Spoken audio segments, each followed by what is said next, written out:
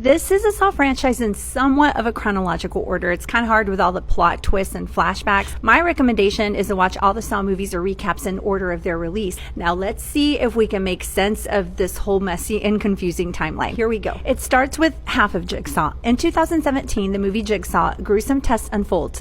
5 individuals, each harboring dark secrets, wake up in a deadly trap-filled barn. This is one of the very first schemes set up by John Kramer, happening long before the events of the first Saw film, Saw 1. Regarding the primary storyline in the Saw franchise, it all begins with James Wan's original film. But as we learned from many of the flashbacks, this is just the tip of the iceberg when it comes to Kramer's first traps. By this point in the story, he had already enlisted the help of 2 co-conspirators, Amanda Young and Mark Hoffman. Now, when we dive into Saw 2, we follow Detective Eric Matthews as he tracks down the Jigsaw killer and desperately searches for his son Daniel. This takes place roughly a year after the events of the first Saw movie. However, it's important to note that the actual Jigsaw test, involving 8 people trapped in a house filling with deadly gas, among them Daniel and Amanda Young, happened around the same time, but just a few days before John Kramer's arrest. Pre-Saw flashback before all the chaos began. We witnessed John Kramer's life-changing moment when he survived his self-unaliving attempt. This experience inspired him to become Jigsaw, offering the others the same second chance he received. As for Saw 3 and 4, they unfold at the same time about 6 months after the events of Saw 2. Flashback. In Saw 4, we discovered that an accident at a rehab clinic caused by an addict named Cecil Adams tragically led to John Kramer's wife Jill suffering a miscarriage. Shortly thereafter, Cecil became Jigsaw's very first victim. Saw 5 picks up after Saw 4 and the death of John Kramer. Another flashback. We get the backstory of the trap that kicks off this movie. It's a massive pendulum that slices through a convicted unaliver named Seth Baxter. Surprisingly, it was Hoffman who designed this trap to make it look like a Jigsaw kill.